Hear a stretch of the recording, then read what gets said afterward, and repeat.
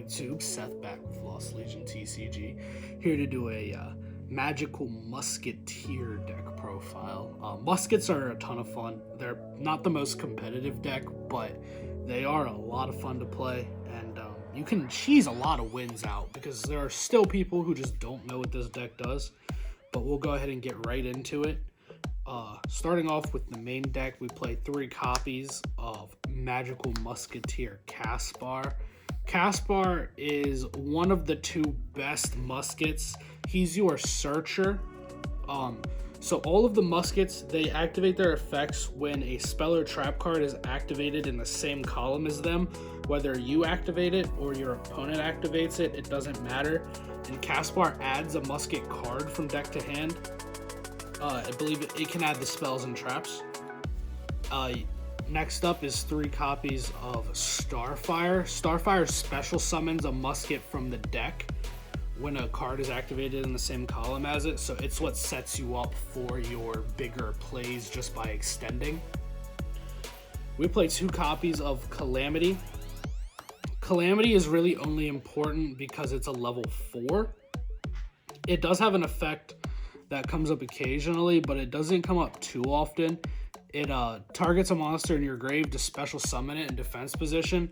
But the thing about muskets is you're really trying to like one-shot your opponent with a ton of damage.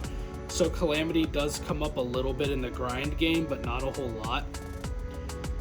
The other card that comes up in the grind game, but not that often, is 1 copy of Magical Musketeer Wild. Wild is basically your Pot of Avarice for the deck. It shuffles back 3 and then draws a card. You don't need to play Wild. I just like the card. 2 copies of Doc. This recurs a Magical Musket card in your graveyard to your hand. And then 1 copy of Kid Brave. Kid Brave allows you to pitch a musket card to draw 2. Kid Brave conflicts a little bit with a card that we're playing, but it doesn't come up often enough to warrant not playing either card. We play 3 copies of Dimension Shifter. Dimension Shifter is just a blowout right now. Going second, if you're playing against like virtually any combo deck and you just shifter them in like the standby phase or whatever, then dude, like they just pass a lot of times because they can't, or they build some half-built mediocre board that you're just gonna OTK them through anyway. Shifter's crazy. We played 2 copies of Effect Veiler and 2 copies of Ash Blossom. I know Veiler isn't that good right now, but we play the Needle Fiber Selene package in the extra deck, and Veiler is the best card to abuse with that. And we also play Ash because it's the most generic hand trap. That's it for the monsters. Onto the spell cards, we play 3 copies of Magical Musket Cross Dom.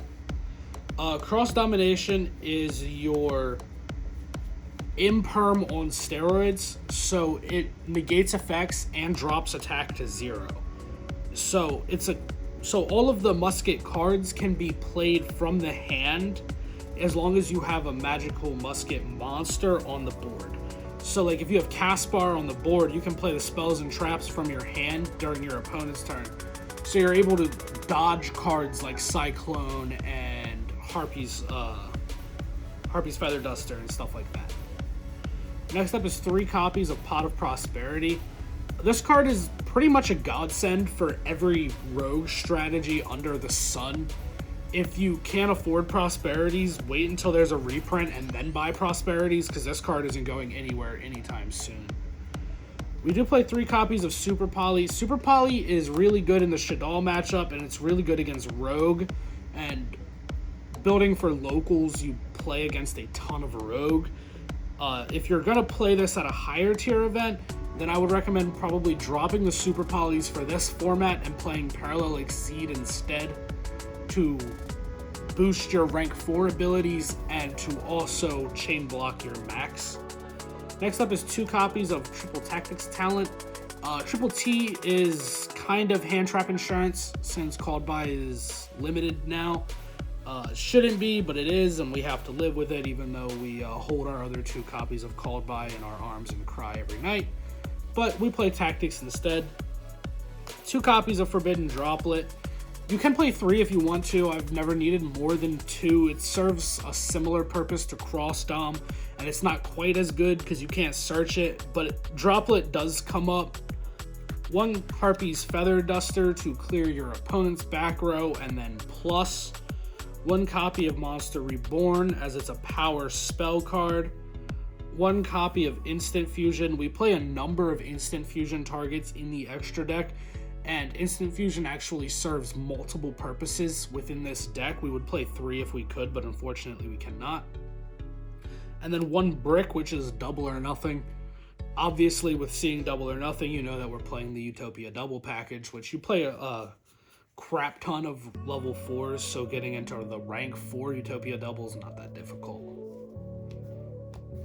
Into the trap cards, we played 3 copies of Desperado. Desperado pops a card.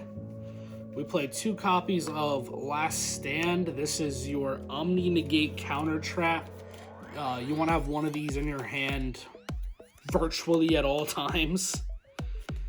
We play 1 copy of Dancing Needles. Dancing Needles is DD Crow on crack. It's really good in the Drytron matchup. It's really good in a couple matchups. We play 1 copy of Fiendish Deal. This protects your muskets. And then we play 1 copy of Crooked Crown. This is kind of just, it lets you special summon and then locks zones out for your opponent. So if you want to play Ojamas, but not really, this kind of gives you that vibe.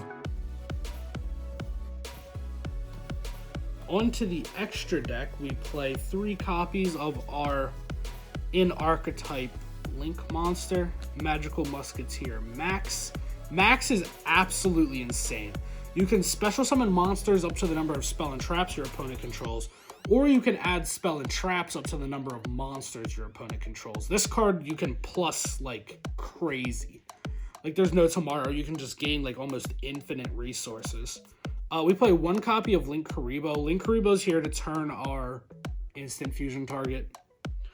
And then the Selene package. So Needle Fiber, Selene, access code, or sorry, Hulky Fibrax, Selene, and access code. This card just helps you OTK in more simplified game states. Access code's a crazy card. If you can't afford access code, then you can cut this package altogether and play more rank 4s with a Parallel XZ, and it works just the same. 1 Utopia, 1 Utopia Double. This is a win condition for you. 1 copy of Sea Monster of Theseus. This is an instant fusion target as an additional way to get into your Hulky Fibrax, so you don't need to normal a hand trap to get there. 1 copy of Mud Dragon of the Swamp. This is an additional level 4 instant fusion target as well as a super poly target. So Mud Dragon serves 2 purposes in the deck. It can help you get into your Utopia Double, or it can help you clear boards. We play 1 copy of Millenniumize Restrict. This stops hand traps, plus it allows you to turn it into the Link Karibo. That's why the Link Karibo's here. It's just another instant fusion target. And we play 3 super poly targets, which is a Borreload Furious Dragon. Dragon Link refuses to die, so I feel like we need to address it in our extra deck here. 1 copy of Starving Venom. Starving Venom and Borreload Furious Dragon kind of hit the same thing, but Borreload Furious Dragon is more specific for the Dragon Link matchup, whereas Starving Venom is more useful in like Shaddoll matchups and things like that. And then 1 copy of Dragostapelia, because if your opponent passes with a Mechaba and a Winda on board, there's not many other options for you.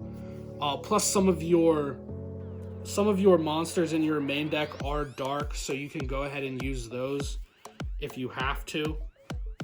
All of your muskets are light, but if you end up in a weird game state with some extra deck stuff on board, it comes up. That's it for the deck profile. Thanks for tuning in and giving us your views. Leave a like down below what you'd like to see us profile. Any other types of videos you'd like to see. Let us know how we're doing, what we're doing right, what we're doing wrong. We welcome any and all feedback, and thanks for watching.